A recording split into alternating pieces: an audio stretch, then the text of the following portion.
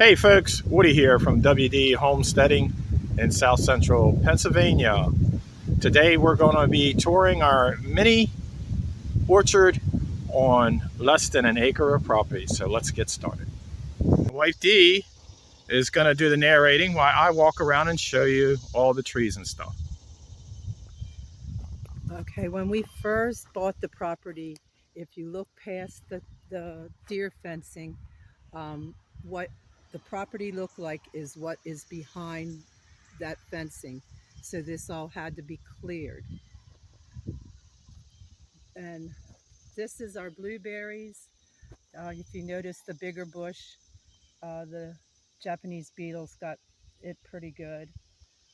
There are 3 different kinds of blueberries in there. They're blue crop, early bird, and Chippewa. The next is a crabapple tree. I like crabapple jelly, and so I got a crabapple tree. That was our very first tree. Then next is our Jonathan.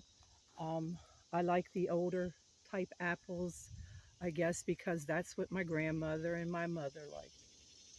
Then we have 2 raised beds, which has got to be cleaned out, of strawberries, and they're the early grow. They produced pretty good. This year they didn't because of the rain. We had a really wet spring.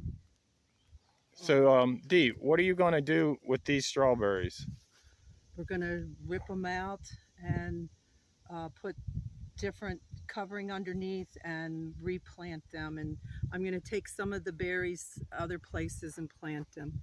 We've also started using it in here as a overflow garden. I have pumpkins planted behind you, And I can have some baked pumpkin seeds. then we have a Bartlett pear here. Most of our trees are semi-dwarf. We didn't want them getting too tall, so as we get older we can reach them without a ladder. This is a cherry tree, and as you see, the Japanese beetles got it pretty good. It's a Bing cherry. And underneath is that what I think it is? Comfrey. And I've been using comfrey a lot. The chickens like it. I use it in medicinal purposes also. Then we have, this is a newer tree, and it's sort of, the heat sort of got to it, and so did the Japanese beetles. It's a golden delicious. Most of our trees came from Stark's Brothers. We are not a paid sponsor, but we just like their trees. And we like their year guarantee.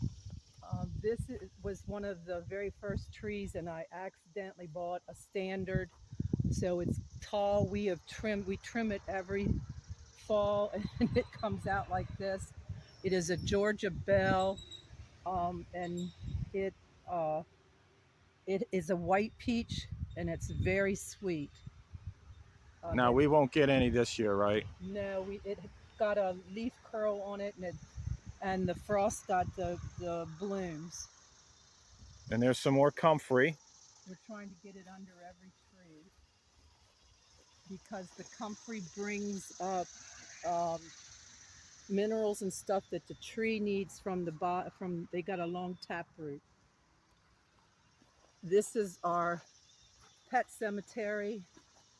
As you can see, we had a cat that was a drop-off, but he was a good cat. Best cat ever. And then I have Red Haven. The frost got to it, so we didn't get any off of it this year. Now, I don't know why the frost didn't get this, but there are some peaches in here. But the birds are really eating them. Look, on the ground.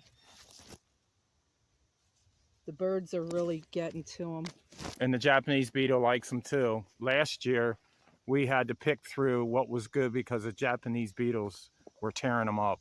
I don't see any more on here. They've gotten them all. Wow. Here's one. That didn't even turn out very good. And we trim this tree back every year, but it don't look like it. Then we have our elderberries, which this is my second year, and they were just small elderberries. One is an Adams and the other is a John, and they have just taken off. We had them cut to the ground this year in the spring, and this is what they've grown into. Then our raspberries, they did good, but the birds liked them too, so we didn't get too many. Then this is a plum tree, and as you can see, With a locust branch. with a locust branch. We had some pretty strong winds and a little bit of rain yesterday, and they're calling it for today. And if you look at the leaves, they look like lace. The Japanese beetles got them also. And like we had in our short, those bags really keep a lot of them away from our stuff, our trees and our garden. I don't know, did I? Anyhow. I don't think you went over this one. This is a Golden Delicious. And it has got something that I've got to take care of. Yep. See right here. And the peach tree in late spring got this, and we just didn't have time to treat it. You can actually spray stuff on it. This is also a plum, and it looks like something got to it. This is a Santa Rosa plum. And then we have a couple sweet potato plants in here. And this is new this year. We're just trying it. This is a Concord grape, and that over there is a Concord grape. Our one has died, our pink grape, but we also have potatoes. Now Stark Brothers will send us another one. All we have to do is call them. They're great about that. And this last tree is called a moon glow. You have to have pretty much two of every kind of tree, because they pollinate each other. Not all trees are like that, but the ones that I have are. And there's our good old comfrey. And then we go to the garden. That's my dill and stuff. The oregano is doing good. Some of it already has died. So. And what do you have them in? These are old dryer tubs that we cut in half. We had a dryer that went out, and we asked the repairman if we could have the drum. He gave it to us, and we cut it in half, and then he came back with another drum, and the drum was bad also, so he gave us that drum also. So we had two, and we cut them in half, which made our raised beds there.